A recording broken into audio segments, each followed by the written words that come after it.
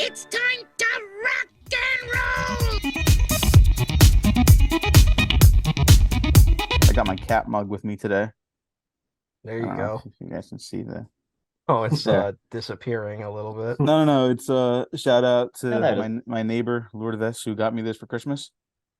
Oh, nice. Right on. It was very nice. Was it as nice a gift as the movie we're here to talk about today? I don't know. I think that's going to be controversial. I'm your host, Diego Crespo. With me today is my co-host, Gina Versa. Hello, how are you doing? I'm good. We're just going to jump right into it. We also got my other co-host, Matt Garingo, Hey. and then very incredibly most special guest of all time, Sean Fallon from Down Under. How are you, my friend? It's been way too long. It has, but like obviously, COVID, and I had a child, and yeah, lots of things have probably kept me away from this kind of sphere. But yeah, it's good to be back. It's nice. Yeah, I think the last one you were on was like 2020. It was during the Mandalorian. Yeah, probably. Yeah, Yeah, I think that's that when we was were it. still covering that show. Yeah. Don't worry, Yeah. Diego. We still cover it every year. Mm. It's fine. Yeah, we did the Star Wars thing. Whatever. We did a good one this year, I think.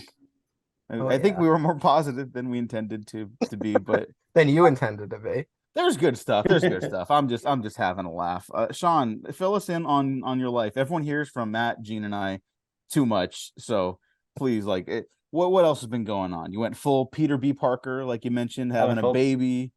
Yeah. What's it like in Australia this time of year? Oh, it's freezing cold, and yeah, that's pretty much the main thing of it. Australia is weird in the sense of like um that they pretend each year that it doesn't get cold, so the houses aren't built for it, so it's just freezing all the time, which is a nightmare. But yeah, no, I my son is two years old, and can talk a bit and loves Bluey, and Nice. has an attitude. Yeah, no, and he's great. And we're taking him to Spain to see the rest of my family this year, which would be pretty cool. But yeah, I haven't been to the cinema that often, so it's become a bit of a special occasion. So every time I go to the cinema now, I go for like premium IMAX, which costs like $50, and you sit in a chair that reclines, and it's all very lovely and all that. So that's why I saw Avatar 2 and Across the Spider-Verse, and obviously Indy 5, which which to jump into I really enjoyed. So yeah. Yeah. Did you enjoy all the movies you just mentioned? I guess just we get these out of the I way. did. Avatar 2, I really, really loved. But again, possibly because of IMAX, possibly because I haven't been in the cinema for ages, possibly for just kind of like, well, because it's gorgeous, because it's just a gorgeous film that you just like. Because I think James Cameron just doesn't like. Because I know a lot of people were like, oh, the plot was a bit nothing, and you're like, yeah, I don't think it's one of those films. I don't think it's about the plot. Like, I know there was a whole thing like with Avatar 1 when he asked Matt Damon to be the lead, and Matt Damon was umming and ahhing, and Cameron was like, "I'm not going to beg you because this movie doesn't need an actor. It doesn't. The movie is the star. You're just going to be the person to say the line. So I'll offer you like 1% of the gross if you want to do it." And Matt Damon said no. Obviously, turned down the most money of any actor ever. But yeah, I mean, I think it is that thing. It's like, yeah, the plot isn't important. It's just watching all that gorgeous stuff and just being like, how the fuck can we swear on this? Yeah. Actually, we Fucking can. go Yeah, wild. Yeah, like yeah, yeah, like how the fuck did they do that? Like how the fuck is that a thing? Like, especially when you watch other films and you're like, that CGI is garbage. And then you watch that and you're like, no, my brain can't calculate that this isn't real. Like there's something like I'm watching like the aliens and you're like, no, that's not a real thing. That's a person covered in dots. That's not a thing. But yeah, and obviously Across the Spider-Verse, beautiful, gorgeous, loved it, incredible. And yeah, Dial of Destiny, I really enjoyed it. Had a wonderful time. Like binged the first four before I watched it, and just kind of had a thing of like, oh shit, I think Indiana Jones might be like my favorite cinema hero, and I just didn't realize until I actually sat and watched them all. And then when I watched the full saga, I was like, yep, no, that's locked in, brilliant. Yeah, we'll definitely talk a little bit about that because I think there's a discussion to be had about like American action heroes and stuff like that. Hmm. But Matt Gringo, What have you Yes. been watching besides Indiana Jones and the Dial of Destiny, which we're here to Well, talk about today? I think Dial of Destiny was the last thing I actually saw in theaters. Just before that, though, I had seen on the same day, Across the Spider-Verse. Is that what the second one's called? Yeah, yeah, Spider-Verse 2. I saw that, which we discussed. People can go listen to that episode. yeah. But we don't really stay on topic, so it doesn't matter. But before Across the Spider-Verse, I saw Fast X, which Oh, might be one of the most soul-crushing experiences I've had at the cinema in terms of just like, oh, this is really bad, and then feeling like yeah. you're stuck there because you're kind of deep down, you're hoping, well, maybe it'll get good after a certain point in the film, and it just doesn't. And quietly like a franchise killing movie. Like that's how it's the worst of the Fast movies. And I think the big shift for me, if I had to like pick one thing, is that it feels like all the Fast movies up to this point, you were kind of laughing with them. And then this one, they're like laughing at the audience and anyone who could possibly Uh, like those mm, movies. And it rubbed Mhm. me the wrong way. And I felt really bad about the state of cinema at the time. And it kind of held over, and it maybe muted my response to Across the Spider-Verse a little bit, which I did like, but I didn't like come out of it raving like other people. And it might explain why I also liked Dial of Destiny quite more than I was expecting. So yeah, but we can get to that soon. that Yes. that Well, does seem to be the sort of universal thing with Dial of Destiny, where people are kind of coming out of it being like, I enjoyed that Yeah. against all, because I think the thing was, and I might be jumping ahead in the conversation, but no, go for it. Go for it. well, I think having the premiere at the Cannes Film Festival, Mhm. and then obviously the reviews that came out were quite lukewarm, and then it got released to the general public, and you can kind of see like every single person I've encountered's been like, that was great. What the hell? And I do wonder if it was a thing of like, the critics at Cannes were sort of like in that mode of I'm watching Cannes films and I'm watching like movies about the Holocaust, that I'm watching, climate change Yeah. documentaries, and I'm watching like quite serious business. And then you watch Indiana Jones, you're like, no, this is not what I came here to watch. And that's like informed the reviews. Because I've seen like The Guardian did their Cannes review, gave it like Mhm. 1 star. Then the Yeah. other like more commercial, say, movie critic gave it quite a good review. And I think I wonder if that's been a thing. And obviously, it's caused a massive thing with their box office because Yeah, the it's movie doing had very poorly. was doing very Yeah. poorly, probably.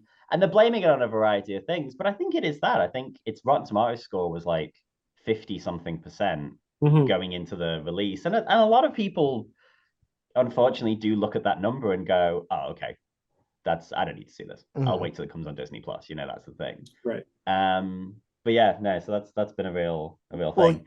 yeah, and the response was so negative out of Cannes, and then the early buzz just wasn't good on it. And I didn't like any of the trailers either. And like I said, I had seen Fast X. I went into this movie like with incredibly low expectations. So part of me wonders if my incredibly low expectations, then when I watched it and it was like, oh, it's fine, made me kind of respond a lot bigger than maybe I would have had I gone in like really hyped. Like if I had gone in as hyped as I was for maybe when Crystal Skull came out, which was a movie I Yeah. was really excited about. Mhm. Whereas this one, I honestly went to this almost out of a sense of obligation. And I went by myself. I didn't invite anyone. Like it was just like it was like I had a free afternoon on a Thursday, and I was like, let's just get this over with. Kind of expecting it to be like to feel miserable while watching it. And then I watched, I was like, yeah, it's fine. I had a good time. But Yeah, I was Yeah. I was super hyped for it, but had that thing of like watching it being like at any point this is going to go off a cliff. yeah, Yeah, it was Uh, I was like each scene would end or each like sequence would end. I'm just like, yep, this is dope, loving it, great, really happy. And it's like, oh, at some point there must be something that happens yeah. where it just goes off a cliff.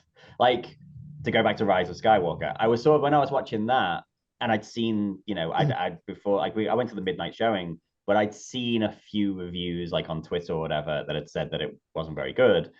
And I was like, okay, when's that cliff gonna happen? And then when it's like, oh, you're Palpatine's granddaughter, I was like, oh, there we go. Here it is. And then, but yeah, with Dial of Destiny, that never happened. And to be honest, I was like, when they fire up this dial of destiny, when this Yeah, time machine That was fires what I up, was thinking was going to be. something's gonna happen that's gonna suck. Mhm. And then I was like, oh no, this is actually, because I was like, they're gonna go back to Raiders. They're gonna have a scene where old Harrison Ford interacts with young Harrison Ford, and I think that's gonna be the thing that sticks in my craw because it's gonna be done. Nope, they just went back and did something that was so because actually it's what you're saying there about Fast X. It's very similar. I haven't seen any Fast and the Furious movies except for the first one, but I have a kind of like the Kardashians. I know a lot about it, but I don't. Not my choice.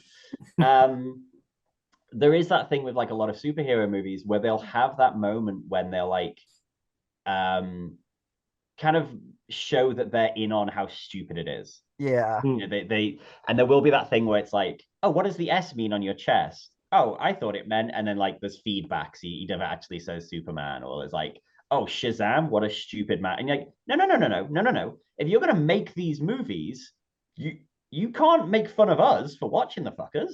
That's not fair. And so to have Dial of Destiny have that moment where they go back in time to like Archimedes and just play it completely serious, I was like, love it. That was Brilliant. probably my favorite part of the movie, honestly, because it was kind of a wild swing.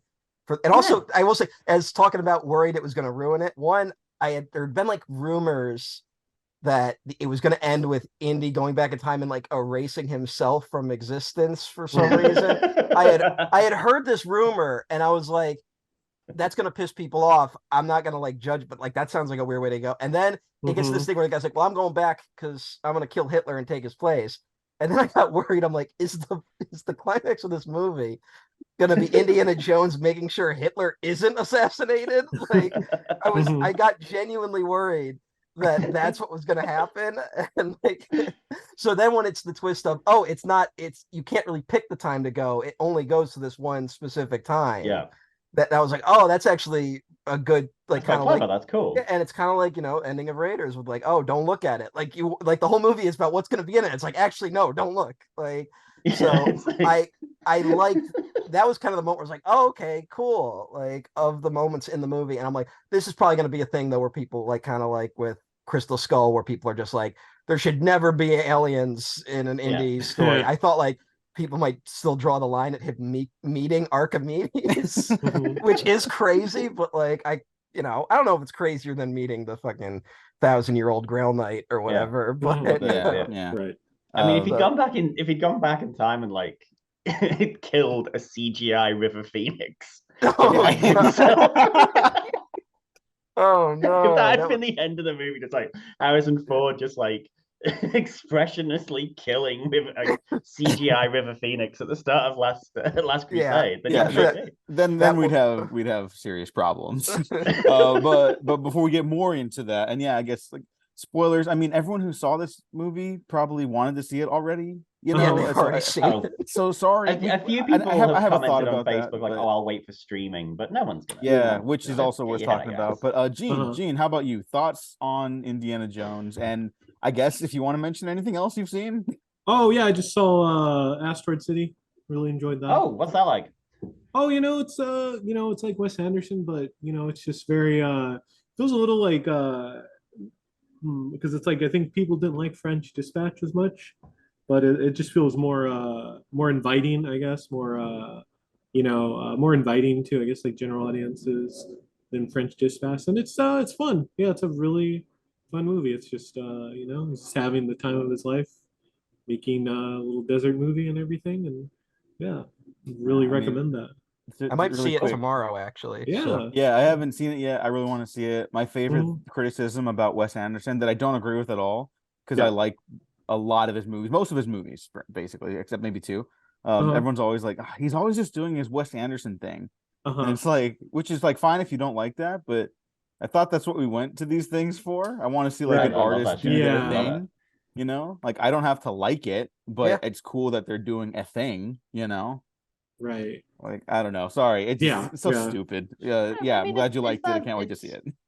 To sort of go back, sorry, Gene, to interrupt you slightly, but to like go to Dial of Destiny and have that sort of ending thing be like about the dangers of nostalgia and the dangers of living in the past. Yeah. And then to have like Wes Anderson as an example of a filmmaker that continues to make original stuff. Like he's not doing remakes, he's not doing reboots, he's not doing that kind of stuff.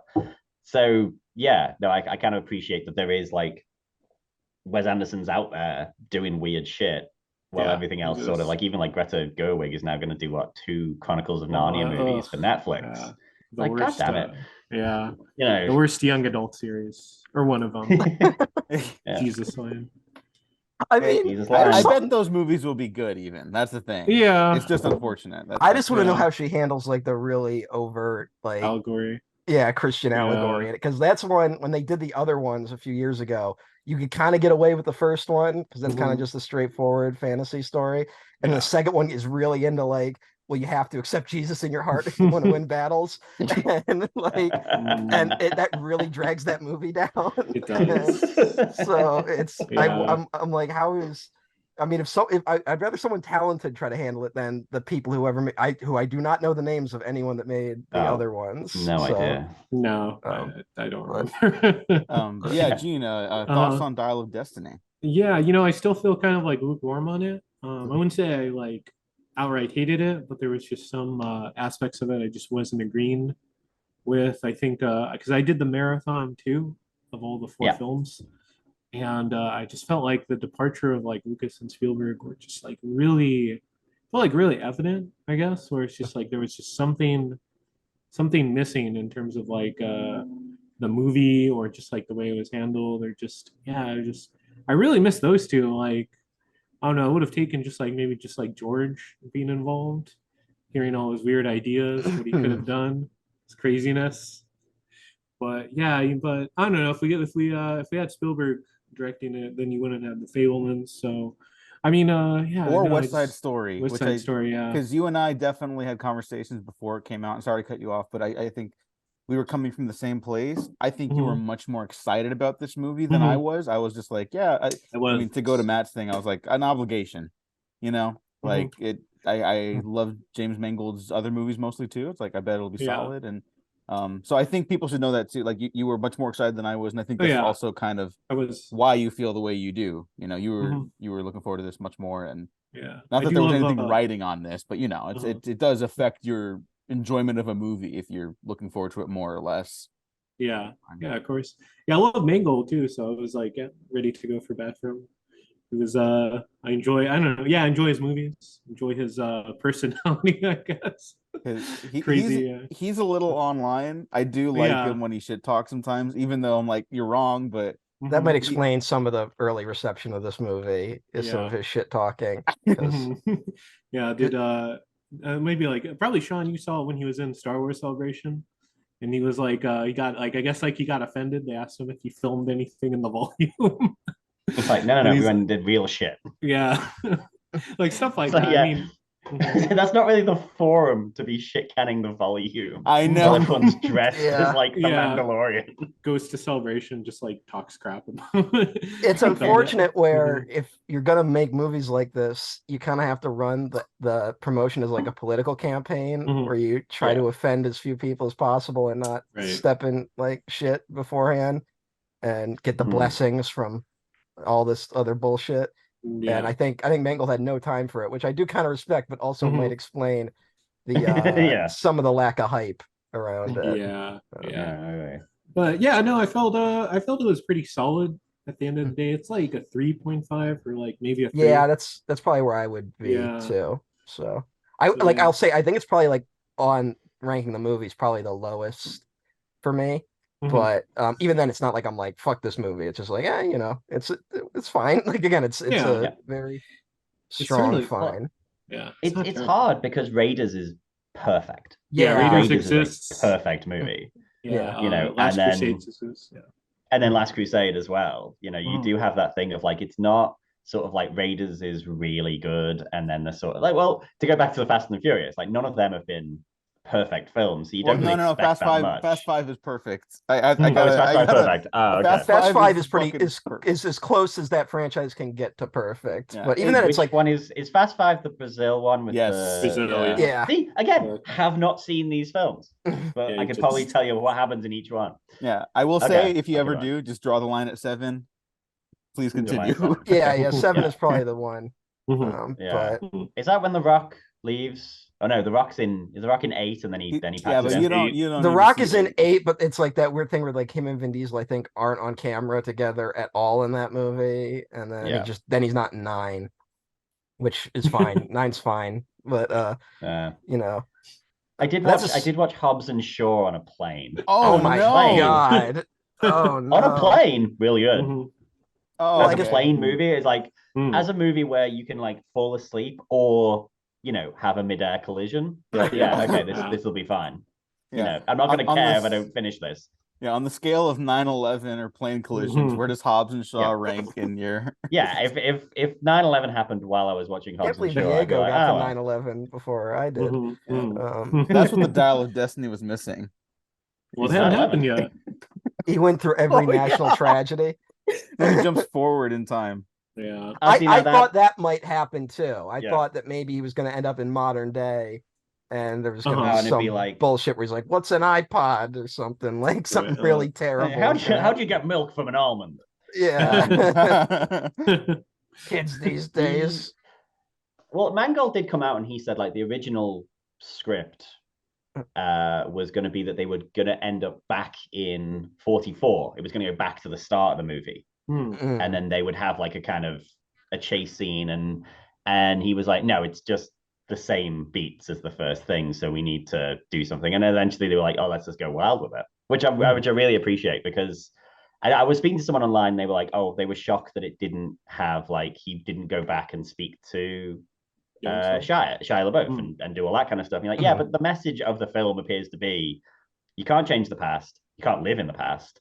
So the idea of him going back and getting that second chance feels disingenuous with the whole thing. Yeah, Yeah. So the idea of like, no, you've got to stay in the present and fix things there, which I Now, really, did- I mean, watching all 5 of them, having the idea that in the end, the final sort of like to get all metaphorical, the final treasure or whatever is Marion. Brilliant.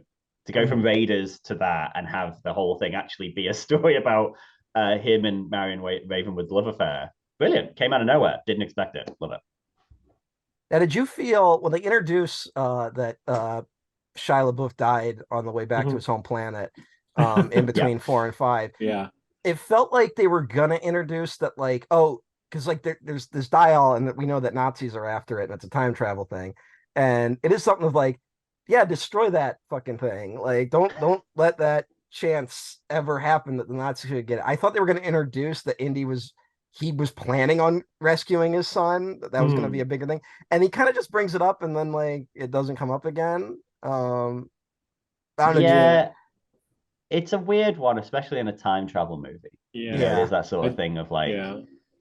like I get what they're trying to do. They're trying not to just like cousin Oliver Shia LaBeouf out of existence. They're trying to explain his thing, but then in a time travel movie, it does sort of leave a hanging thread.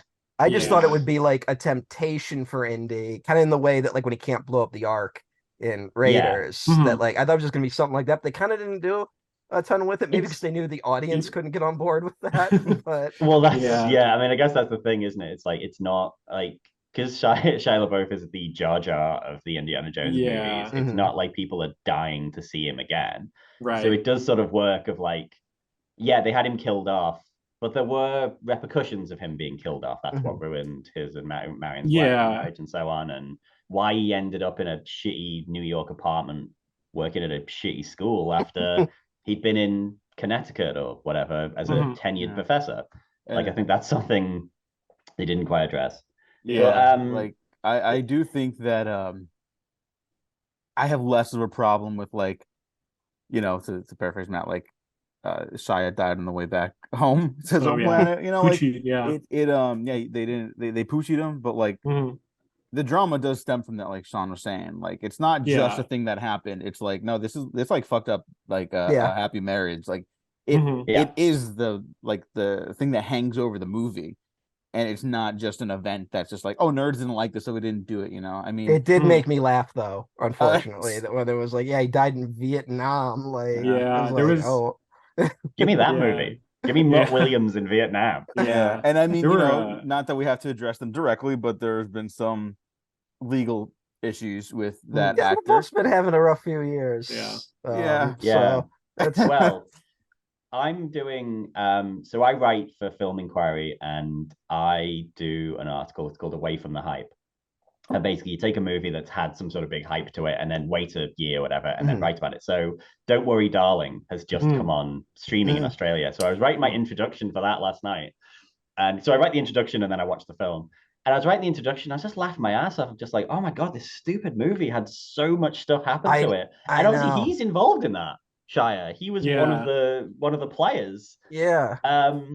Yeah, that dude's just all over the, and he was the good guy in that in the end. It turned out he left the movie because he didn't like the way they were making it, and then it was like they tried to blame it all on him, and he's like, blame it on him. No, man. Olivia Wilde lied. Well, that Yeah. movie, I should read that because the it wasn't even hype, it was like anti-hype around that movie of just like the drama of like, oh, Florence Pugh's not doing press junkets. Which is like, and honestly, like, as we can read into that as much as we want, but also it's like that shouldn't matter. Like, we really shouldn't care. Like, if that's happening or not. Like, what? And like the whole like, did someone spit on someone at the premiere? Right. That was like a whole like that was crazy saga of everything about that really spoke to me, anyways. That like the dire straits of the industry, because people were like, oh, it's such exciting drama, and it's like, no, it's fucking not. You know what's exciting? It's like, oh, Ben Affleck and Jennifer Lopez are back together. I think that's more exciting. You know what I mean? It's just like, it's good for him. That's Yeah, closer to Diego's heart. Yeah, you know, like I don't him, care about them. I like Ben Affleck as an actor. J-Lo's fine, whatever. But like, it was just like people were so desperate for something in the industry to be like really kind of saucy and exciting, and they were like settling for that. And I'm like, no, it's funny. This is weird. Like, I don't care. It was ridiculous, and so I think we found it funny.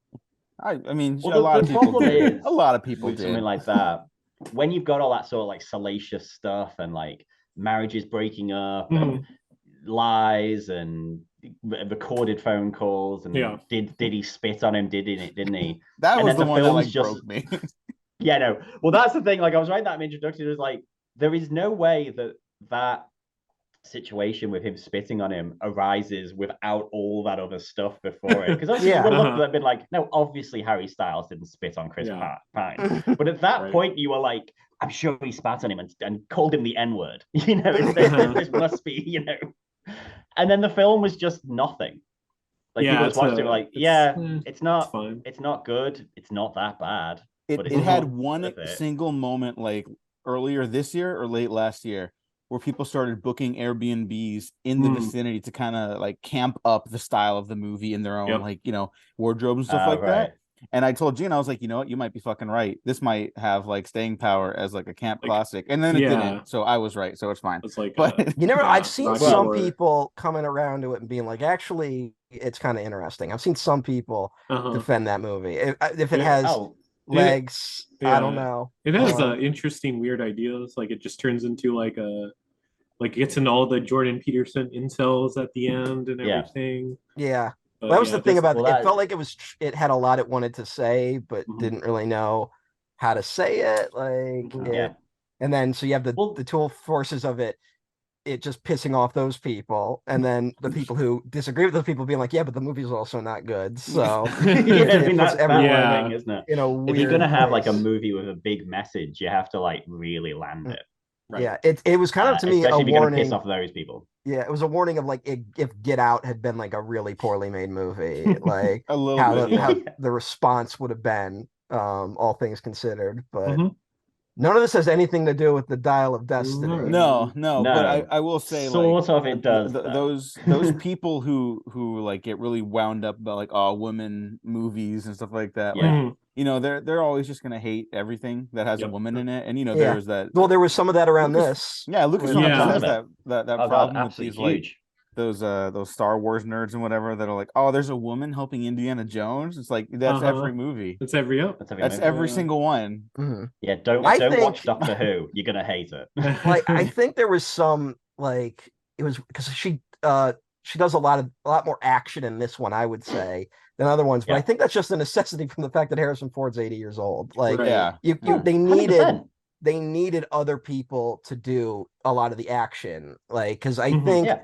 I saw there's a similar pushback to Crystal Skull, where in the climax, it's like you have Shia LaBeouf also in the action, and I think people like kind of like we just want Indy to do it, and I get where that comes from, but at a certain point, it's like he's just too like if you want an action movie, he can't do all the action. Like Yeah. I it's mean, I just think Right. that's why he's driving a can't- lot in this movie. yeah, he's driving a lot. Yeah, he can't Driving, run. yeah. Like there's a few Yeah. scenes where he's running. Oh, you're like, yeah. that's an 80-year-old man running, you know. Yeah, And I think the thing is, I think they do well to sort of like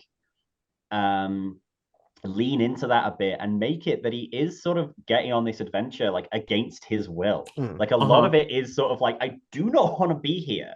I just want to retire. I just want to lie on my couch. I am done. And then that scene where he's climbing the rock and he's like, I've got pins in my legs. I've been shot. I've been this. I've been that. And you have to like take a rest. And you're like, yeah, it's good that they don't pretend that he's not an 80-year-old man. yeah. Right. Yeah. They didn't really address too much of that in Crystal Skull either, actually.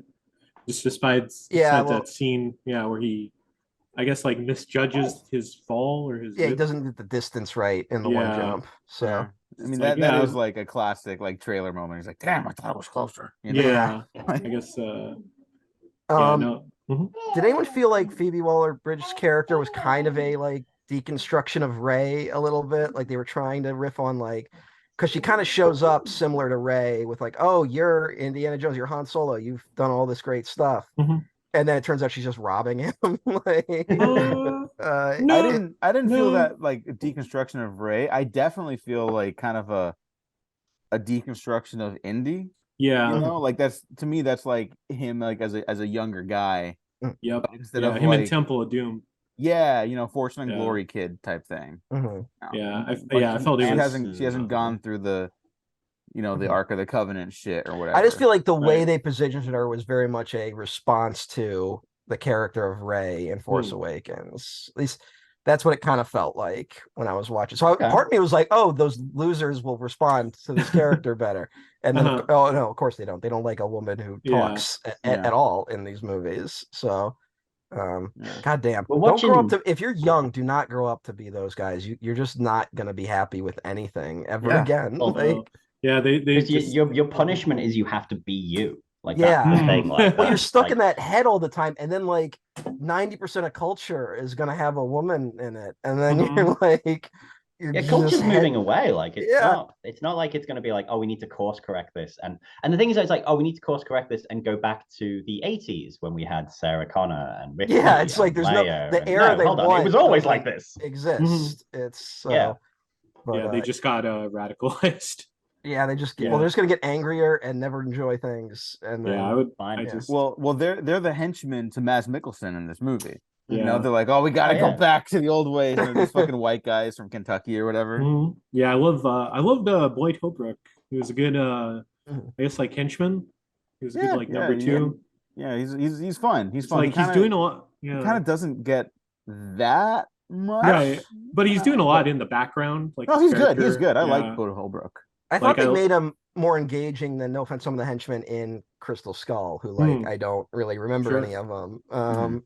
Just they had the Pat That's Roach that massive dude who ripoff. gets There's the eaten by massive dude ants. that gets eaten, but I only really remember him because he gets eaten by the ants. Mhm. Yeah, And yeah.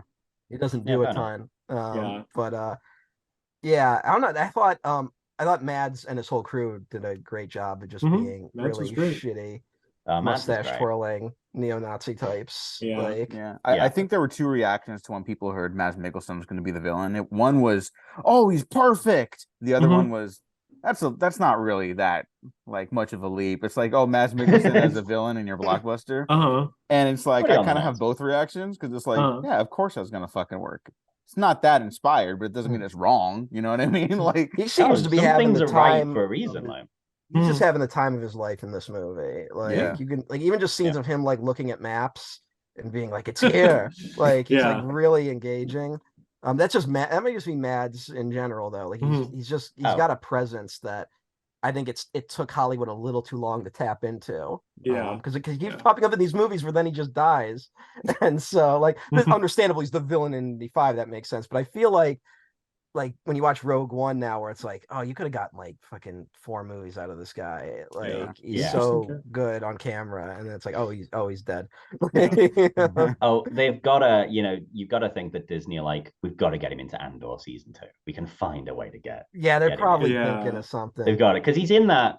Once you sort of get into that thing of like you're in that Disney stable, because obviously he's been a Marvel villain, he's been in Star Wars, Another he's one been where the he's indie just villain. like he's doing He's all in the that world, franchises. Yeah. and then he'll just go back to Denmark and make like a really goofy comedy movie in his own language, and then just like come back and be like the scariest guy in Hollywood, and then go back and do some more goofy shit. Like, Yeah, I mean, yeah, I mean, also everyone watch Another Round.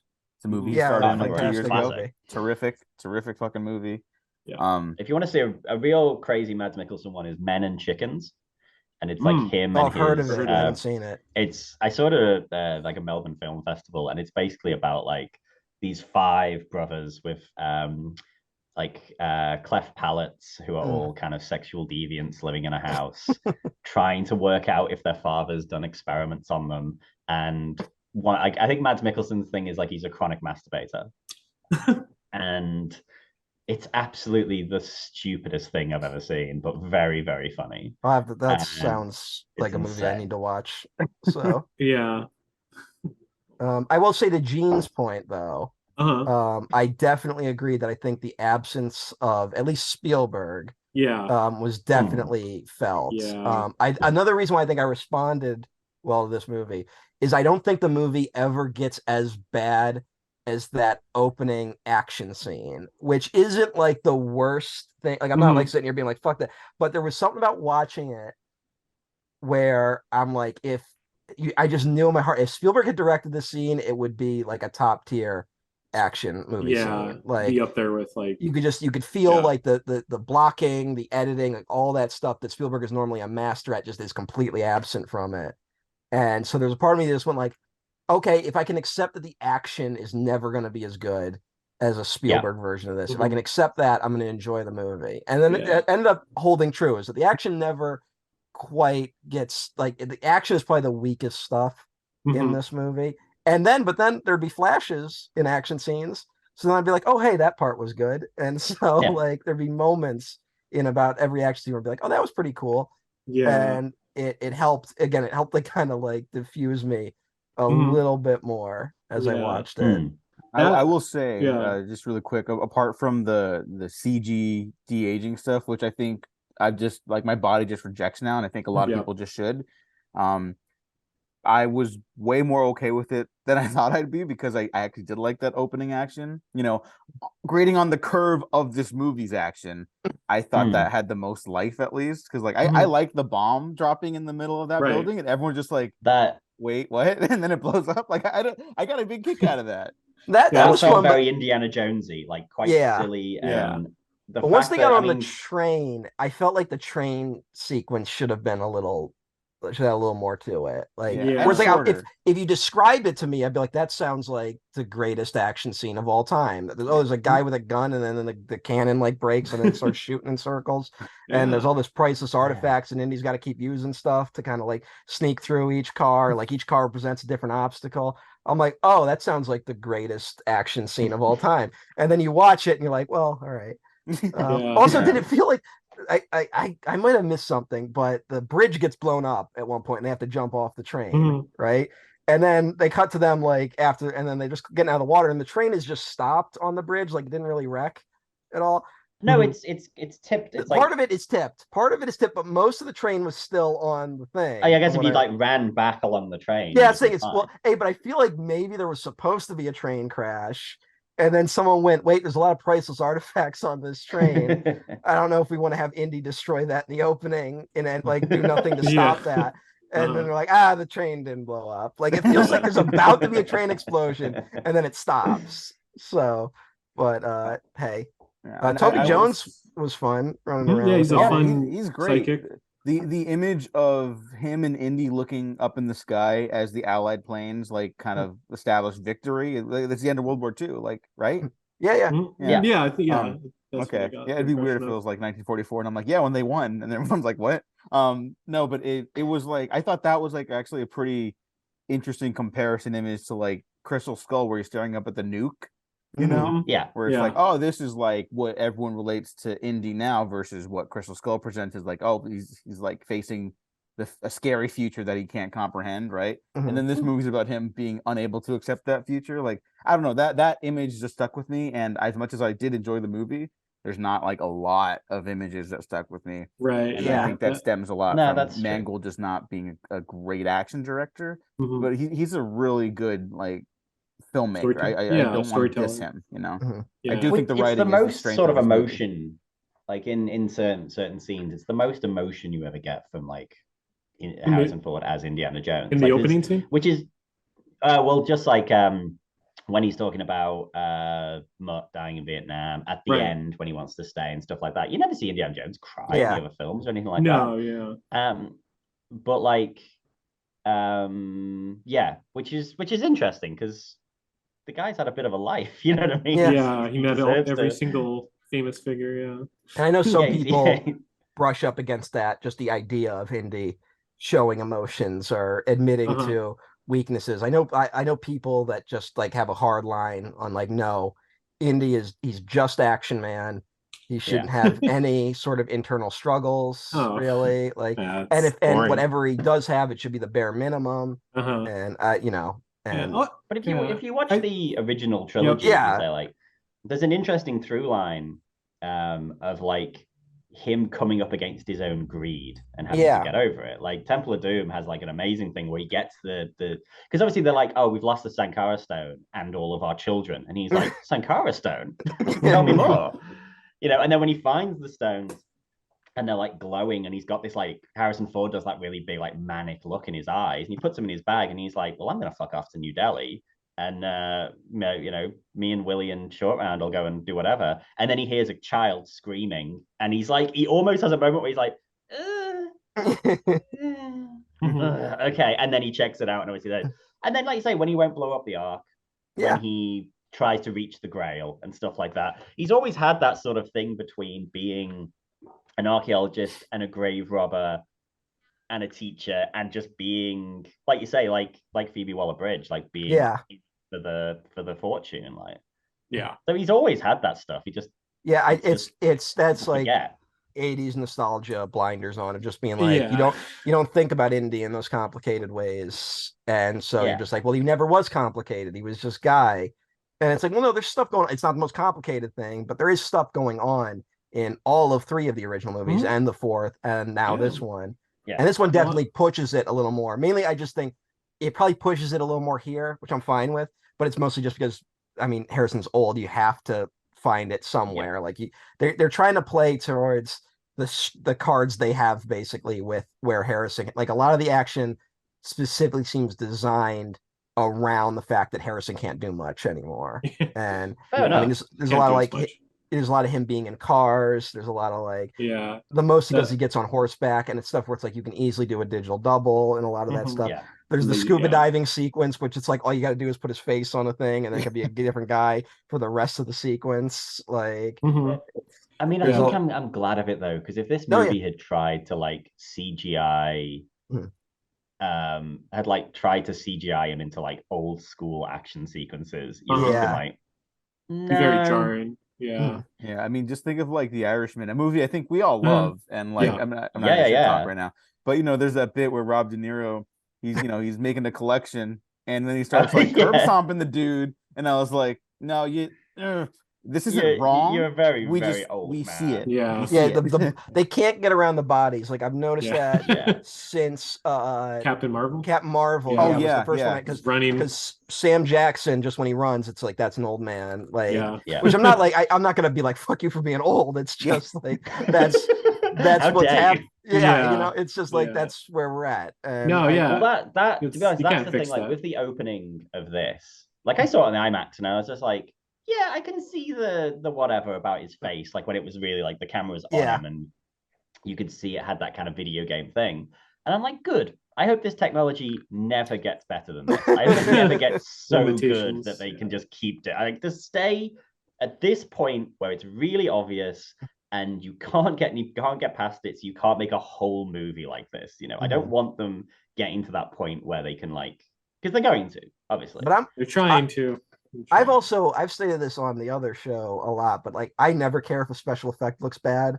Like if you get Yeah. to a scene and it looks terrible, I'm like, fine. Like it's a movie. I know it's fake. I like seeing the strings sometimes. If I have a complaint, I usually don't like other things about the movie. Because I will say there's a lot of janky CGI throughout this movie. There's a couple shots where it's like that's all fake. Like you can see it. Yeah. There's a couple of shots like the train scene, to bring it up again, when Indy's supposed to be running across the top of the train. There's like a shot like from the distance, and it's like that's all CGI. Like you can just tell, and it looks almost like early 90s CGI for a moment. But again, like that stuff doesn't really bother me. I can see where it bothers other people, especially with the fact that this movie probably cost $300 million. If So not there's more. a part of you that's like, where the fuck the money go? But like, that's what I'm thinking. That's my yeah. I don't know where all that money went. I think a big part of really the reason don't. we're even having the discussion about like why doesn't this look like it cost $100 million? And I do think it's a pretty good looking movie. I don't think it looks like piss. doesn't Like look I know some terrible. people are just like this looks fucking digital sludge, whatever.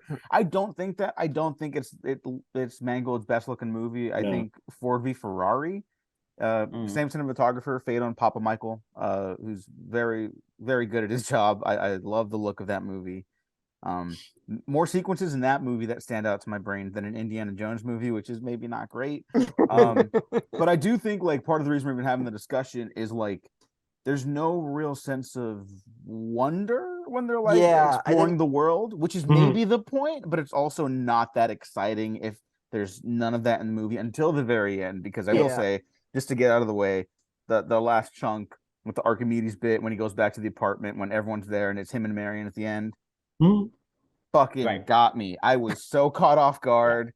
Every emotion from young Diego, fucking rewinding that VHS tape of Raiders when my mom and dad first showed it to me, it all came back. I took my mom to see this movie. This is the first movie she's seen in theaters in 5 years. I think the last movie she saw was like the first Spider-Verse.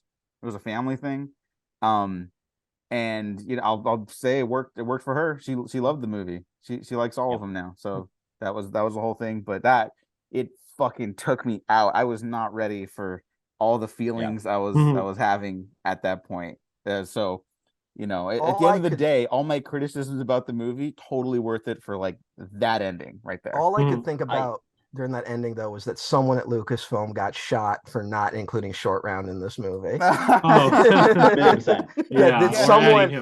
at Lucasfilm was fucking tearing their hair out on Oscar night this year. Like it was just like out of their fucking minds. 100% sure they were going to be like, right, we need to do a reshoot. It's so funny. It feels like he should have been like Salah shows up and it's like, oh, I moved to America. I'm a cab driver now. And it feels like, shouldn't that be Short Round's job? He was the car guy. Like, I love Salah. They were just like, oh, that actor, who gives a shit about that guy? He's not going to amount to anything. So, James Mangold was asked about that on the Happy, Sad, Confused podcast. And he was like, well, we were shooting at the same time. This movie's been in production for 2 years. Now, that might be true.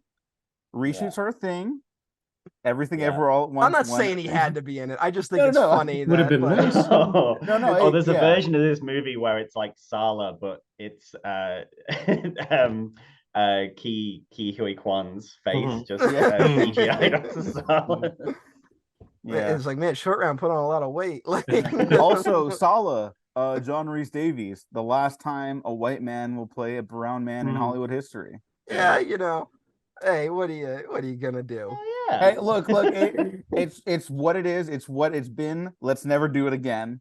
Hindsight, 40 years. We're going off a lot. The world's changing. If I've learned anything from Across the Spider-Verse is that his brown face is a canon event. So they can't change it. No. I know that's exactly what Diego is saying. No one can disagree with him on that. That's exactly the point Diego was making, not me. Call this video Diego defends brown face. Yeah, exactly. I know that's the thumbnail. Podcast host defend brown face with an exclamation point and question mark. and a picture of you just going. Yeah. Happy.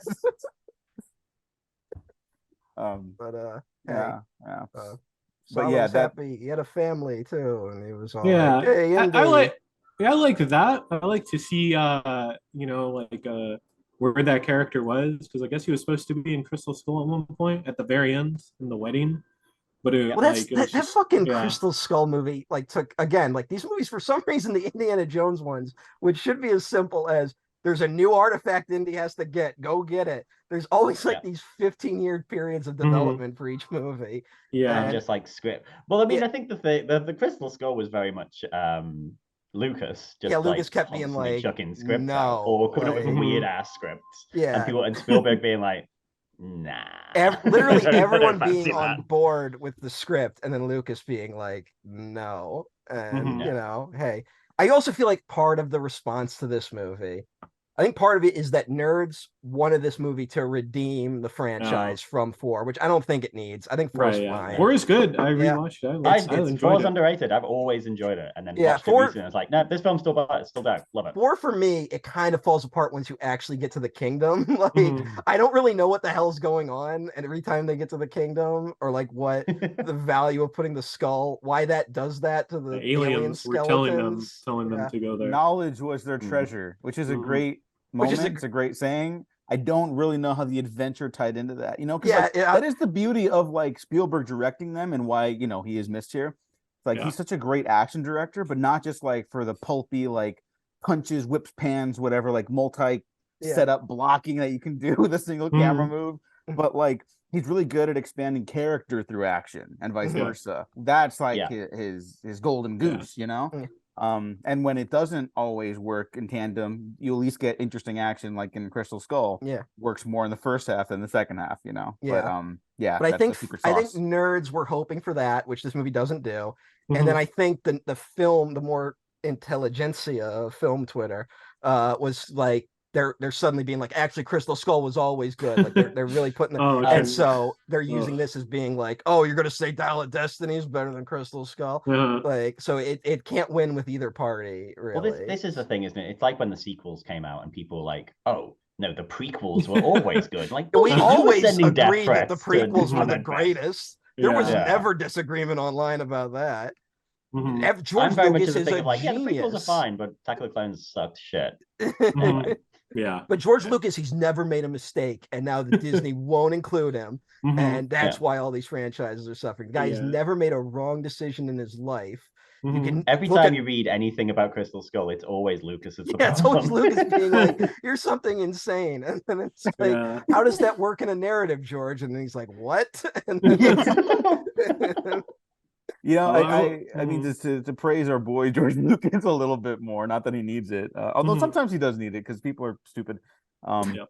But like, I feel like he was way ahead of the curve with something like The Young Indiana Jones, which is the Yeah. thing I revisited before the movies because I've just seen the Good movies so many show. times, and I'm not even finished rewatching it yet. I watched so many of them on also VHS tapes when I was younger to date ourselves a little bit. Yeah. But it is so clearly much like Star Wars: The Clone Wars, the original like Series. the movie version, and then the other animated version. There every like idea George Lucas had about his love of history, historical artifacts, cultures, religion, pulp adventures, serials, like all in one untidy package. But you can kind of be more untidy with television. It's like here's one episode for this, Yeah. here's one episode for that, here's one Yeah. episode for this, and it's like, God, if he just came around, like, or if he stuck around in some other capacity, not for Lucasfilm, I don't care about that.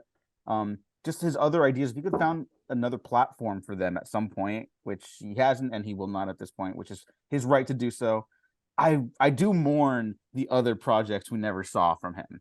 Well, that was the If- goal, was that like these franchises of his were going to print so much money that he could fund His a other, million in-house, film. essentially independent movies, but he could never make the things work. Like, he always was overreaching, and like his Yeah. projects were too like, now it feels like with the technology they used to make The Mandalorian, that seems like stuff he would have wanted to use to make, because you can kind of do bigger stories on a smaller scale with that stuff. Mhm.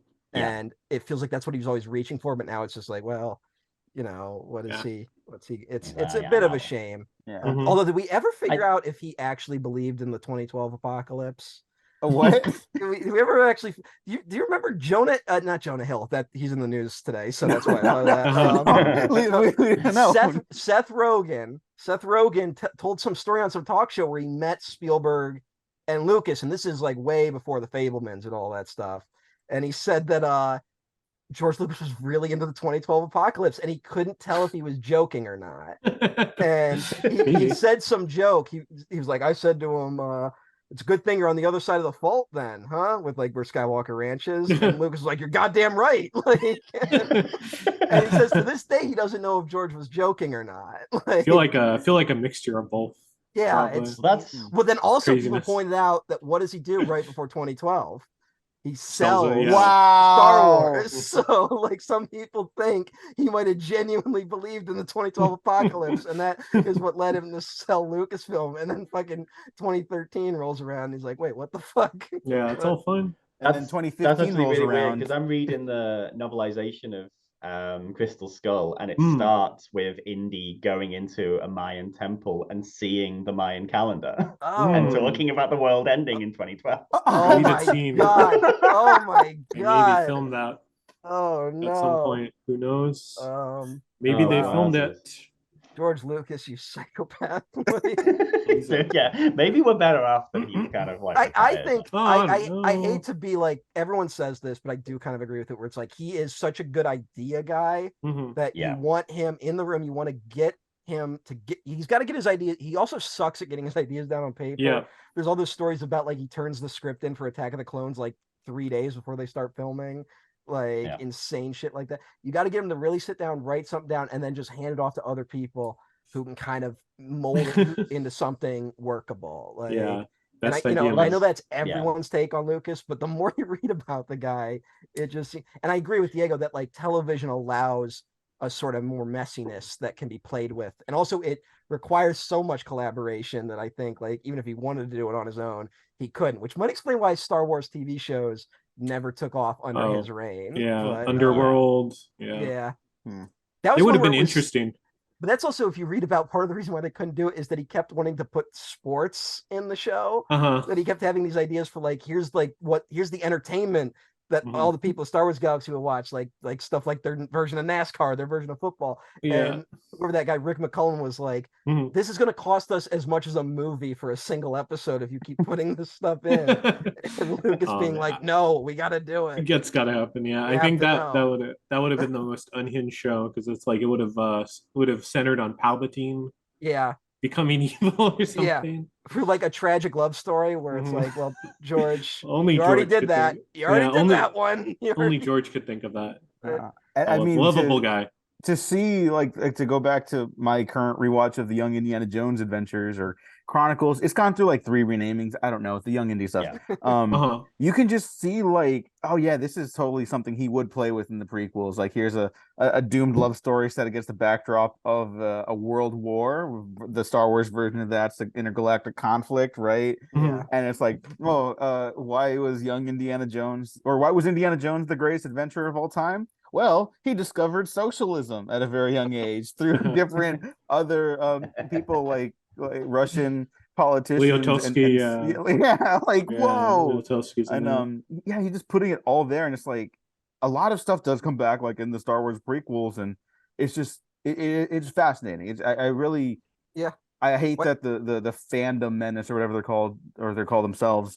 That if they really cared about George Lucas, they'd be like kind of hollering for him to make a comeback through other means. But no, they just Yeah. want Star Wars to be what it was when they were Yeah. Oh, they babies. just every 6 months or so, someone's like, "Oh, exclusive! George Lucas is going to buy back Star Wars."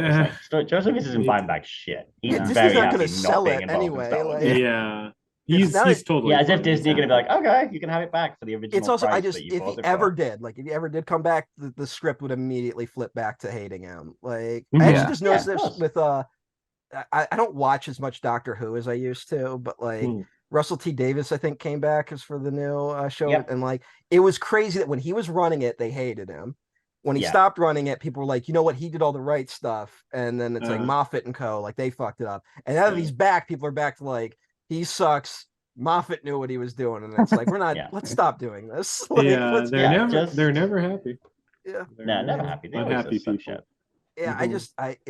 it's frustrating, and I don't know. I don't know if this is the movie to go to bat for as much. I do think, like I said, I think it's the weakest of the indie films. Mhm. I don't think I'm gonna be like, if I marathon the movies and I'm feeling a little tired through Crystal Skull, I might call it a night if I'm watching all of them. Like Make I up might just through be all like, of them. yeah, I don't need to see that again.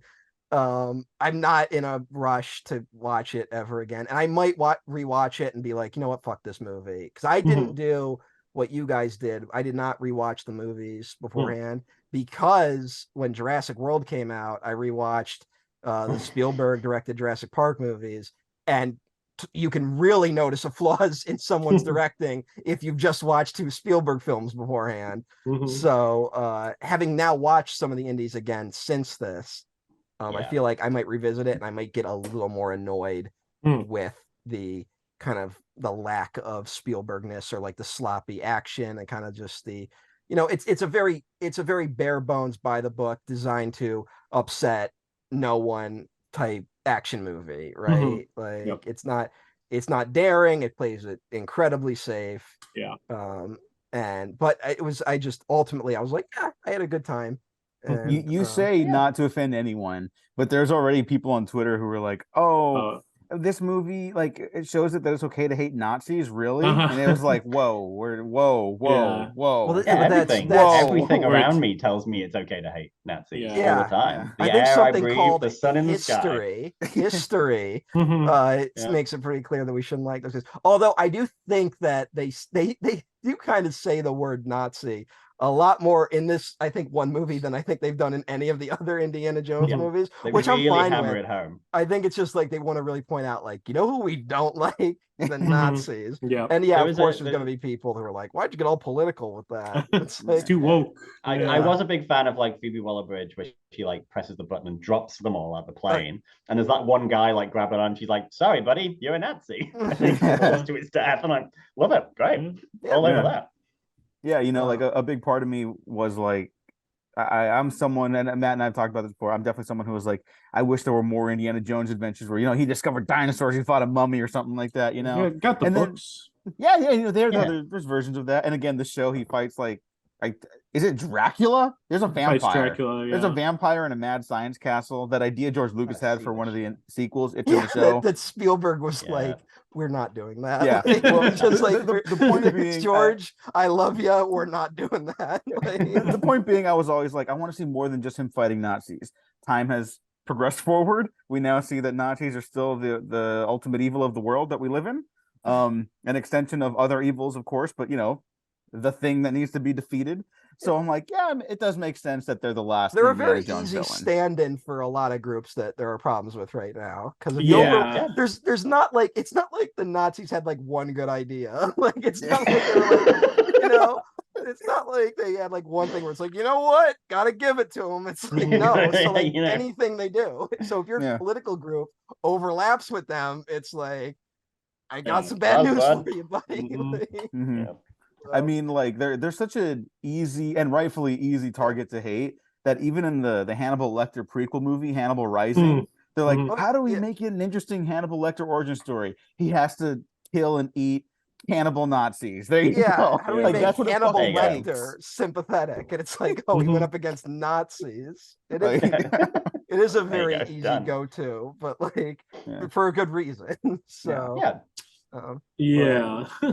I was like I said, I genuinely got thrilled at the end of that movie, which I just wasn't expecting when Indy's like, I don't know where we're going, but it's not 1939 or whatever he says. And I was kind of like, oh shit, that kind of rules, like this part. And then it's suddenly we're fucking back at like the siege of Syracuse. And it's like, maybe I'm just an idiot because there are like references throughout the movie of like, they keep finding like weird contradictions, like in like all the like hieroglyphs. Like, why does he have this watch? What is this? Why is there a flying machine on this? There's even the reference because they think it's a dragon when it's a plane.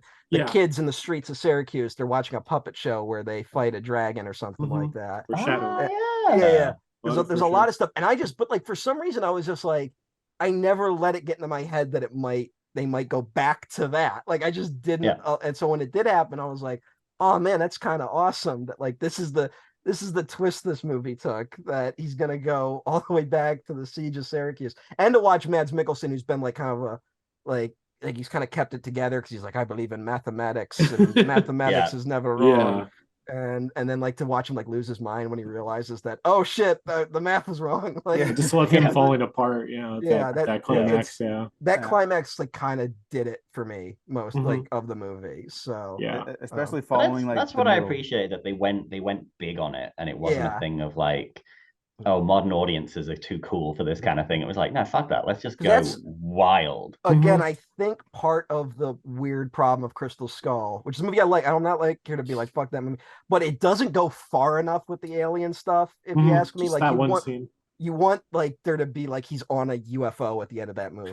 Like And you he has don't to, just like, want that parachute one out of it or shot something. of it taken Yeah. off. Yeah, Like sees it's them. you can kind of feel the weird like they kind of half want to do it, half don't want to do it, and Spielberg really not wanting to do it. And Yeah. Lucas is being dragged out the room, just Yeah. like, See, yeah, whoa, put him on the goddamn make him leave. door. Don't let him in. Don't let I him love in. all the. I guess before all the EPK or behind the scenes stuff got so like to promote the movie, but I love all the behind the scenes stuff for Kingdom of the Crystal Skull, because it's just Spielberg being like, he's like, oh yeah, I just disagreed with all of this. Yeah, he's like, I He had didn't to want to. I convince had no me, interest in making this movie. I was done with the franchise. Although he says that there's a documentary that came with the DVD box set for the Yeah. Indy trilogy, and even in that, for like Temple of Doom and Last Crusade, he's like, I didn't really want to do these movies, but I promised George I would. So it's kind of Mhm. funny Yeah. that Very like enduring. it's just funny. And also, I pointed out on Twitter that he only does Raiders because 1941 bombed Yep. so hard, and he was Mhm. like desperate to be like, I need Needs to a get work. hit. And at that time, Lucas is like the golden boy of Hollywood because he just did Star Wars. So he's like, Lucas, what do you got? Give me anything. And then it becomes this thing that defines him in an odd way. And he does, Yeah. these series of films that really, you could make the argument that Raiders is Spielberg's best film. Like Yeah. if someone said that, I wouldn't like really push back on it. It's just No, it's it kind of, is. but It is there is sort of a perfect. Like, that's the thing with it. Like, you watch it and you're just like, it's paced so well. The dialogue works, the characters work, the action's good. Spielberg's like there's a bunch of like real good Spielberg wanners, where it Mhm. kind of like there's like when Brody comes to see him at the start of Raiders, and it follows Brody in. Oh, yeah, it that zooms in, zooms out, goes wide, and it's all in one shot. And you're like, Jesus, that's good. the And crazy you is that don't like realize it until later that it's Yeah. happened. It's not like one of those really showy one take things. It's just perfect. what makes that shot crazy is that you think zooming in on Marcus is going to be the end because that's where any other director would end it, and then Yep. it goes back out for him being like, that's bullshit, Marcus. Like, Yeah, and yeah. it's like, Jesus Christ, how is Fuck you, Spielberg Marcus. that good in the Yeah. 1980s? Like, how is he that Yeah. good? I mean, to make this even more complicated, he made Raiders not just to basically try to save his career, like you were saying, Mhm. Matt. It was also, we got to remember, I need to prove that I can be on time and on budget Yeah. and Yeah. still make a hit. Mhm. And Yep. I don't even remember if he did that successfully with Raiders. I think he but did. Yeah. I think he did because yeah. partly it was partly Lucas being like, "Hey, I'm your friend. You gotta stick to the schedule." Because also 'cause Empire, so he was spending his spent- money. we spent way too much money on Empire. Fucking Irvin Kershner shot twice as long as he was supposed to. We're not speaking right now. You have to fucking do this movie, and you have to stay on budget, on time. And Spielberg's Yeah. like, But what It's a really- weird choice to be like, I need a movie that's going to be on budget and on time. Let's do a movie that we're going to set in like 8 countries. But it's crazier is that it does feel like it feels bigger than 1941, which is such a bloated blockbuster. It is, Like yeah. it's just crazy that it is that like art from adversity type thing. Like of like, oh, when you're pushed, you can sometimes think of something. That's where Spielberg, I think, when he's forced to think on his feet, he thinks of the better thing than like 90% of other directors would think of, which is partly what makes Spielberg. Does Mhm. Mangold have those qualities? I don't think so, but he No. does a fine job here. Yeah, so. he does like the best, for what he could do, what he's given. Yeah. Yeah. Yeah. It's like, yeah. Yeah, again, he's just not. Sorry to cut you off, Gene. I just got to say, he's just not like a terrific action director. He's not bad. He's just like, Logan, I think, is a great movie. And no one came out of fucking dudes up. Logan being like that action. Like, it was just Yeah, kinda like it did the job. It's just like it's Wolverine stabbing a bunch of people, and it's like it works for that movie. I think it works efficiently, perfectly well. But it's just like no one was like that's the next Indiana Jones director, which is Yeah. fine. You Yeah. shouldn't have that thought. That's I not a normal disagree. thought. You know? I have to push back on one thing. When they were talking about when the first talks of Indy 5 came up, the nerds threw James Mangold's name around a lot because Logan had just come Really? out, Oh, and they're like, Logan. if we're gonna do Old Man Indy, we should just do Logan again, but with Indiana Jones. That's what Yeah. those people wanted. And Yeah, now that they got it, they don't like it. Yeah. So we Well, shouldn't I'm listen so- to them. Yeah, I'm so But- glad that it wasn't Logan.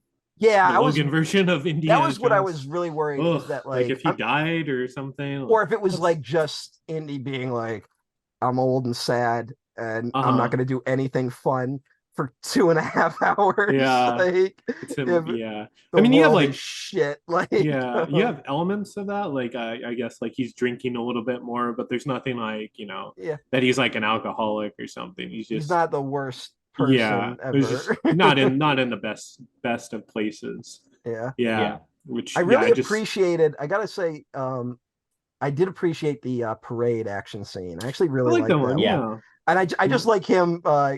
Part of him getting out of it is joining a Vietnam protest. yep. Like I thought that was fun. Which also Um, gets really sad when you think about it. Well, yeah, again. in hindsight, yeah. Yeah. Yeah. Hey, maybe he was on the hippie side. At the Yeah, I time. mean, I'm yeah, willing he's to bet friends he with was. he's friends with his neighbor that's clearly a hippie, or they're familiar with each Well, other. he seems to tolerate him. Yeah. Like, he doesn't, Yeah. which is, I think, even for the best of us, that's just how we would be with hippies. Like, be like, yeah, you're a hippie now. 10 years you're voting for Reagan, buddy. Like, it's just like, I know where this. Yeah. I've seen this story before. It's like, hey, peace and love, man. And then Yeah. it's like, oh, you gotta pay some taxes. What the Mhm. fuck? Like, that's what happens to all those hippies. Yeah. Fucking strangers. Yeah. Of all the action Yeah, sequences, go off on a though, tangent. oh god. Terrible. Of all the action sequences, though, I'll go to bat for that. That parade scene I really enjoyed. That was the funnest of Mhm. all of them, I think. Just the like him interacting with I think it was like John Glenn or Buzz Yeah, Aldrin. he sees all of them. He sees the three guys, John Glenn, fucking Buzz Aldrin, all them on the Neil float Armstrong. and stuff, and they just kind of look Sorry, at him. Neil like, Armstrong, Buzz Neil Aldrin, Armstrong. Michael Collins, not John. Oh yeah, Oh, Michael Collins. I always that's- forget the third guy's name. Yeah, he doesn't get enough. The third Okay. guy to go to the moon. Mhm. It's like, I don't know. He was also Who gives a there. He was there. Yeah. He didn't go actually on the moon, so On the who the it's fuck? just operate. Poser. No, they trained him. Part of his training, when the other guys weren't there, they trained him to fly the rocket back by himself. So if something went wrong and he lost Neil and Buzz, Mhm. he knew how to fly the rocket back on his own. So, Yeah. I'm sure, like when they were on the rocket flying to the moon, he'd constantly be like, "Yeah, you better be nice to me, or I'll just fucking leave you." There. Mhm. Yeah, don't put.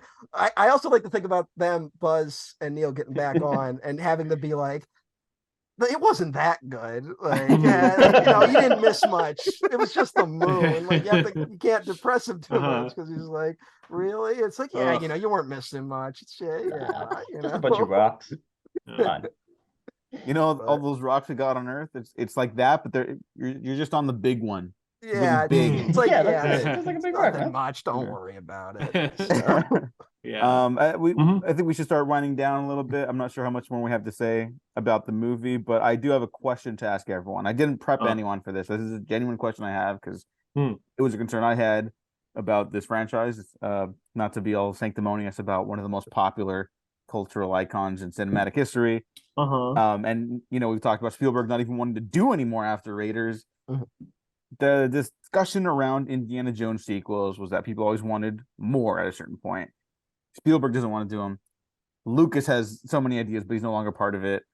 It was originally kind of proposed as like the American answer to James Bond, Mhm. right? Yeah.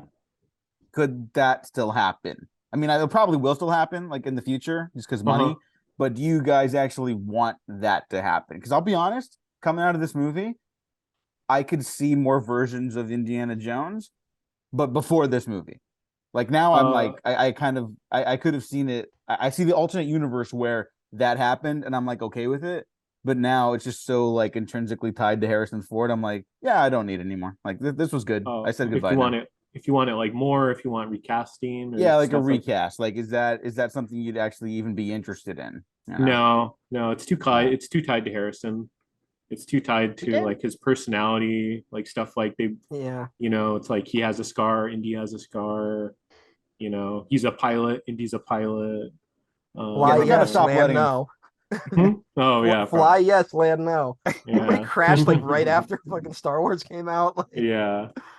Yeah, it's too tied to him, too tied to his like personality, who he is. Yeah, it just yeah. Well, and we don't have movie stars like Harrison Ford anymore. You know, that's the thing. Like when there was that whole thing of like people honestly proposed as a recasting for Indiana Jones, Chris fucking Ugh, Pratt. ugh, Like what Ugh. part of Indiana Jones do you think works for this? Mhm. What aspect of this fits? I'm happy for it to be done. I mean, I Yeah. think if they did anything, so Young Indiana Jones Chronicles didn't come on Disney Plus in Australia, so I had to download them, which I'm going to start watching them. But if they did that again, if they did like a young indie show on Disney Plus, yeah, that's fine. But I Yeah. think, like Harrison Ford said, he's like, no, I'm Indiana Jones. When I'm dead, it's done. Yeah. And I think that's it. Like, I think yeah. those 5 are fine. Those movies are fine. And I just don't think there's anyone. The only actor I've ever looked at and thought to myself, yeah, he could be Indiana Jones, was weirdly Patrick Wilson. Like he was the one that sort of. I think when I was watching Fargo season 2, and I was Wilson like, does oh, feel like he should be Yeah. like not indie, but like the lead in an action franchise Yeah. or something. Yeah. he seems like, the type. yeah. back Like when Tom people Selleck. said Chris Pratt and Bradley Cooper, I'm like no, you've missed the point. You've Yep. missed the thing.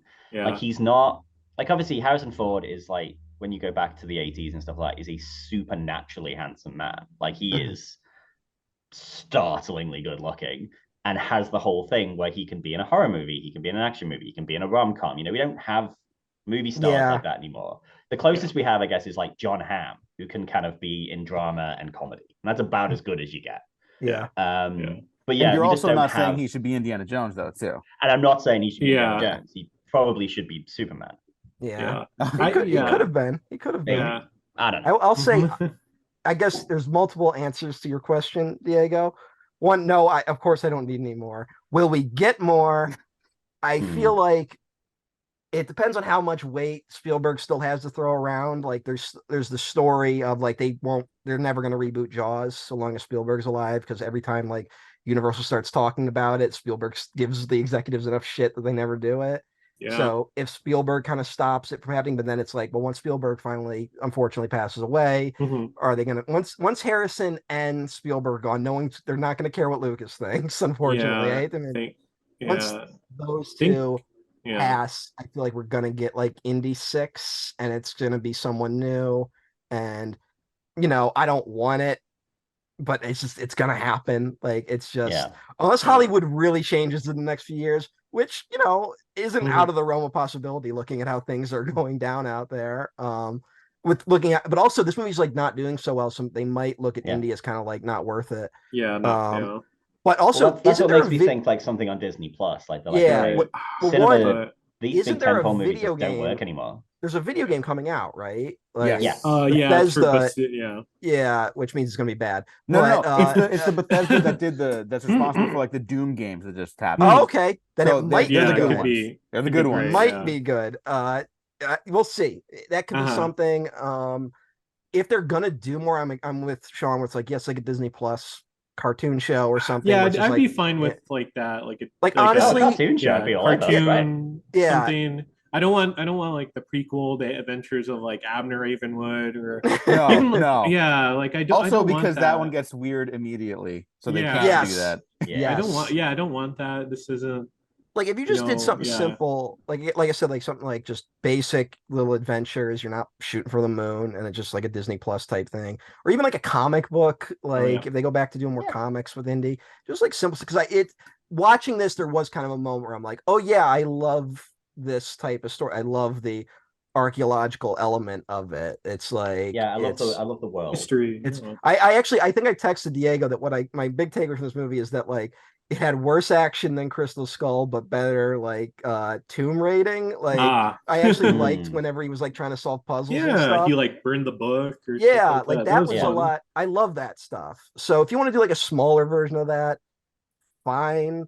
Just like, but like also this the way Disney's been handling a lot of their IP right now, where it's just with the you can tell they're trying to make all the Star Wars shows build up to some sort of crossover event. Yeah. yeah, and they're Well, they not, are, yeah. and they're all They're, designed like, and the way binge watching is designed right now, where it's like no episode is like a self-contained story. It's a it has to get you get like half of every story every time, and it's like that would be terrible for Indiana Jones. Yeah. If they could just, if someone was there and just was like, just do a cartoon, just have him like, here's a new thing he's got to get every episode.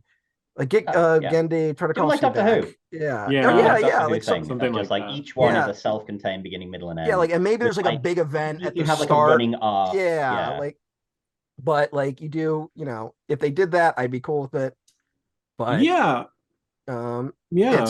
it's I don't know. It's we're in a weird spot with pop culture right now, just because it feels like all the like the big geek stuff is like collapsing in on itself. Yeah, or it's collapsing the certain, not all the fans, but like these certain pockets of fans get so radicalized it gets like annoying. Yeah. Well, it's that thing of like they Yeah. get so radicalized, but then it's not like they help anything. Like you can No, feel the yeah. studios feeling But like, when- well, we don't want to piss these groups off, Yeah. but then like And then they it don't doesn't go to matter cinema. because they're such a Yeah. small group that like Yeah. they are not nothing in the grand Yeah, scheme of things. when they It's all appeal like to them, the like rabid DC fans are like talking about Snyder and the Snyderverse and all that, Well, yeah. and then a DC movie comes out and they don't go see it. Yeah, like the Mm. Flash had such of that rabid DC fan thing before it, and I was like, is Flash going to be a hit? Like they almost tricked me into being like, is this going to make money? And Stephen King said it was good. Stephen King's an King said it was doesn't good. like the Stanley Kubrick version of this story. Yeah. Stephen Versus King's an TV one, insane so. person. Like, He's have you- still high from all have the you coke he did. read The Dark Tower? Of course, he liked the Flash. Mhm. Like Yeah, that's weird. He could have legitimately liked it. I feel, man, that was crazy. Sorry to deflect, but that was crazy. No, every I get why you brought it up. influencer or like all these people, like Edgar Wright said he liked the Flash. I'm like, you're all fucking paid off. Well, that Yeah. could just be Edgar Wright still bitter about the Ant-Man thing. Oh yeah, it could be. Yeah. It was just It the prominent people in like film that said they It enjoyed feels the Flash. like- Yeah, not to go into like a whole industry thing, but Yeah. it feels like that Fuck David it, do it. Zaslav Mhm. is going around and promising every Mm, auteur director the moon. yeah. Just And say the it- Flash is good. Yeah, well, I'm not sure if he's Fuck. telling him explicitly to say that, but he's kind of like being like, if you're a friend of Warner Brothers, we'll fund your next 7 projects, and which will never happen because that company's fucking going down in Mhm. flames. But it feels like that's what's happening a little bit, because you got a lot of guys kind of. I mean, PTA and Spielberg did a panel with Zaslav like just like 3 weeks ago. Yeah. Like, Thank God he still has fully saved TCM.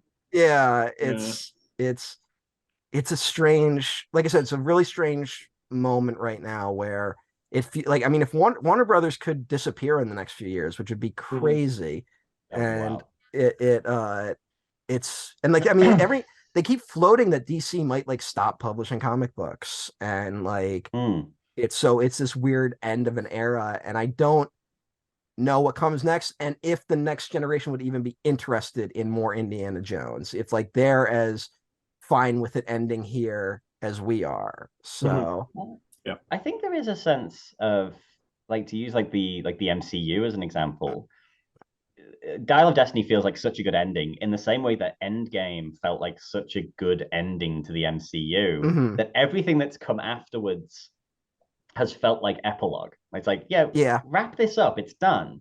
Like, there's been things I've liked, but a lot of it you're like, this is all missing something.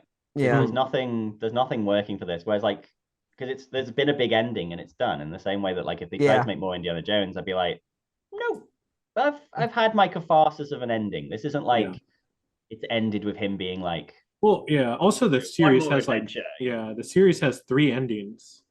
that's the other Yeah, issue. there's We 3 already got endings already. hyped. We already got hyped for Indy coming back 10 years ago, so it's like a little weird Yeah. for people to be like, It's back let's do it again. Like, Yeah, it's I Yeah. mean, like I think Sean brings up an excellent point, even though we disagree about the movie in question. The point is absolutely correct. It's like, capital and storytelling and art, like they're on 2 divergent tracks right now, like more than they ever been, arguably, in like at least in our lifetimes. Where it's like, are we gonna keep doing more now? Mhm. And it's like people that genuinely love something like the MCU, it's like, well, I'm gonna keep going, but like, it's in the air. People know. Like, Yeah, they won't go all the time. Yeah, Ma and Pa down the street are like, "Did I watch Guardians of the Galaxy 3?" And I'm like, "Yeah." My aunt and uncle I was just talking to the other day, and they're like, "Oh, great, we love those. Is the blue guy in it?" And I was like, "What? Like, what the fuck?" Because they see them when they come out in theaters. They didn't see this one though, and they're like, "Oh, you the guy with the head thing," and I'm like, "Oh, Yondu." And like, "You saw the second one, right?" And they're like, "Oh yeah, we loved it." And I'm like, he died, remember? Like, I'm trying to like not like just, but they're fucking people with careers about to retire in a couple of years. Like, they got stuff going on. People cannot watch every little new bit of content thing. So the best thing an artist can do is to just be, as honest and expressive as they can be with their art. And it's like you can't push a button and get like, okay, that's the content machine to give me content now. Make it like the other one. I like the one you did before that. It's like, yeah. But Diego, I plugged all these numbers into the AI algorithm, and it says more content is actually good. Oh no! Well, obviously I'm wrong. The AI algorithm says that we should actually give all the money to the top guys and spend as little money as possible. I'm not making this decision. It's the algorithm that we programmed is saying give the executives more money and all the workers less. It's not, the executives are just listening to the algorithm. The algorithm that they program with their specific. This movie shows. Just listen to the math. The math is never wrong. The math is never wrong. And David Zaslav going down in a plane, be like, "But the math, the numbers." Trying to go back to 1939 so he could take over Warner Brothers 100 years earlier. But he wants to kill the Warner Brothers and take their place. But kill the Animaniacs. Yeah, exactly. But what a fucked up time to be watching all this shit play out. Well, the movie that I watched before Dial of Destiny for another article I was writing was Morbius, which was fascinating in the sense of like I'd not seen it and I did it for an away from the hype because obviously it had all the memes and stuff, and it was fascinating to watch a movie that did not contain a single original idea, and I've never seen that before. I've never seen that before. Like, you always have a little something in there. This movie had not a single thing that I'd not seen somewhere else before. That's kind of amazing. Maybe the movie deserves some credit then.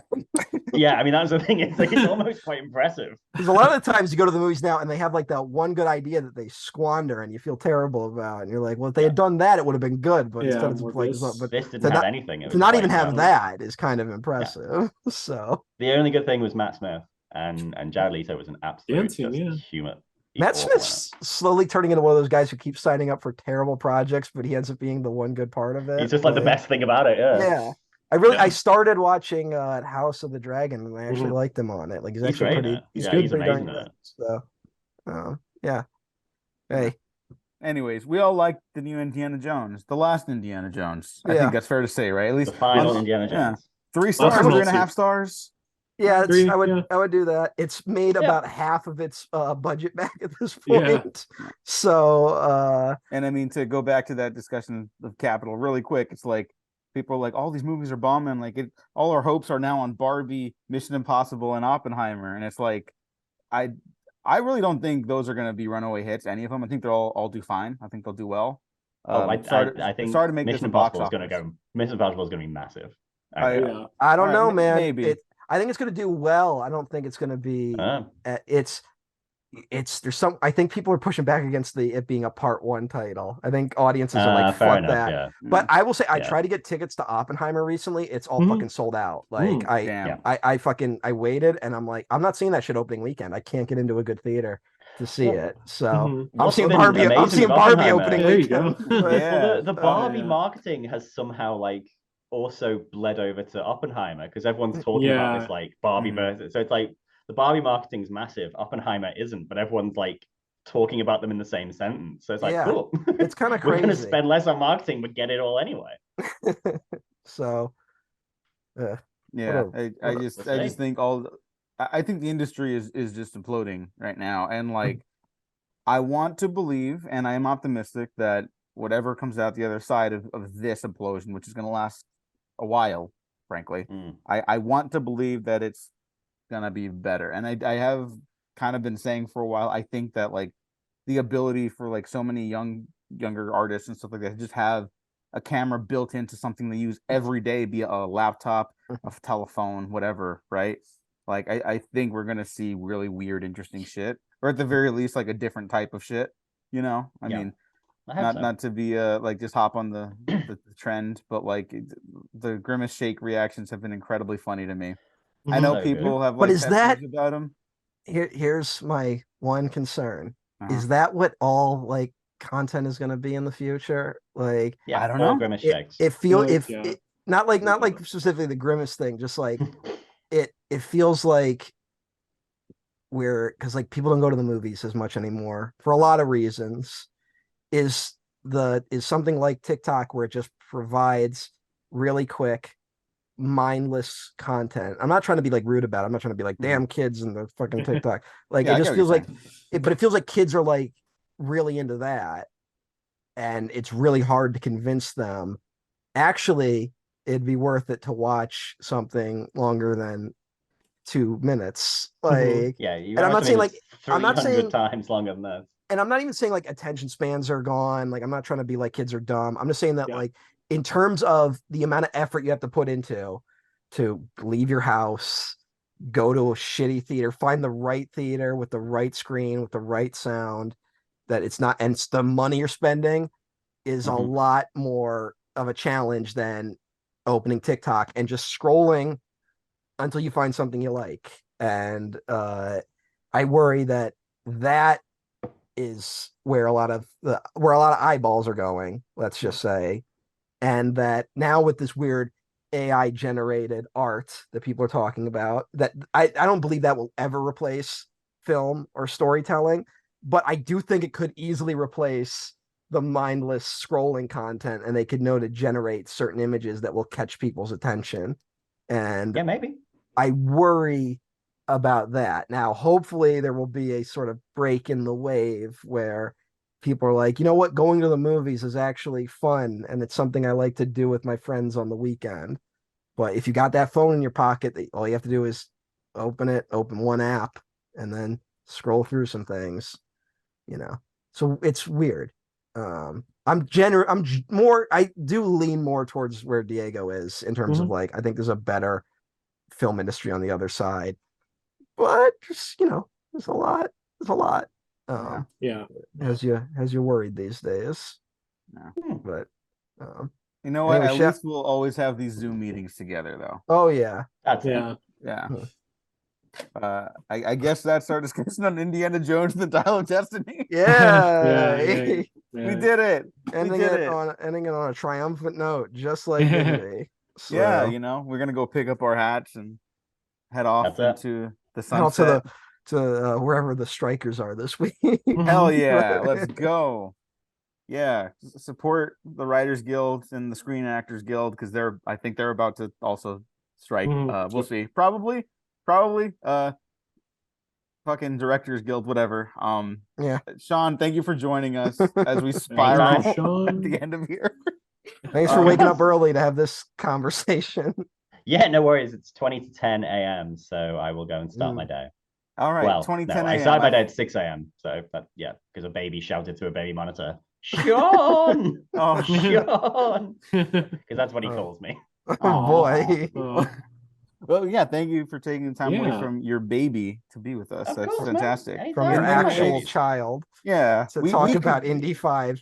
Yeah, Oh my God, love You it. can Let's show go. this to him in a few years when he finally is old enough to watch the Indy films and be like, "I'll watch your That's dad it. talk about it for too long." Where can people find you on socials, or if you don't want people to find your socials, where can they find your work? Because that's fine too. So yeah, I've pretty much like got off most of the things, but I'm on Instagram. It's Sean Fallon Writes. And I'm trying to put together my work portfolio, which is seanfallonwrites.wordpress.com. That's taken me a really long time. And also I write for Hard Drive and the Hard Times. So you can figure that. good articles. Fantastic. Thank you so much for joining us again. Matt Garingo, where can people find you, if anywhere? We kind of have a recurring bit about this. I don't know what's happening right now because Twitter is like every other day. It feels like Twitter's about to collapse. Wherever I'll be, all right. I swear to God, I am about to start streaming again on Twitch. I am like ready to go. I just need to get a few more things in order, and so there's that. I'm on Twitter at EmperorOTN1. Everywhere else, I'm Emperor OTN. on any other social media. If you want to check me out on fucking Tumblr, and if I get on Blue Sky, I'm not going on Or Threads. I'm not doing Mm. Threads. This makes me think of that fucking nuclear apocalypse movie. Yeah. So I'm not doing that. I am on Instagram though at Emperor OTN. So just search that anywhere and you can find whatever the fuck I'm complaining about at any given time. So Great. And or listen to these podcasts because we got retrospectives coming up. yeah. We're we have we're to over a finish- week into July and we have not started the summer failed blockbuster retrospective.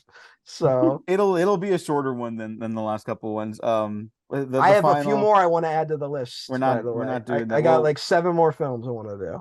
I have So- one more, but I'll text you. 12 more. The last episode of the Failed War Contenders is coming out. It's a mad world. It's my first viewing of it, so I'm really excited for everyone to check that out because Jesus Christ. What? Gene, thank you for joining me, my co-host and good friend. Where can people find you? Yeah, you can find me on Twitter and Instagram, Gene9892. All right, we did it, fellas. Everyone, thank you for joining me. Thanks for listening. Thanks for watching. Like and subscribe. If you didn't like this episode, like and subscribe anyways, because you might find something you do like. That's it. Goodbye. We've been professionally unprofessional. I got Bye. nothing else. Bye.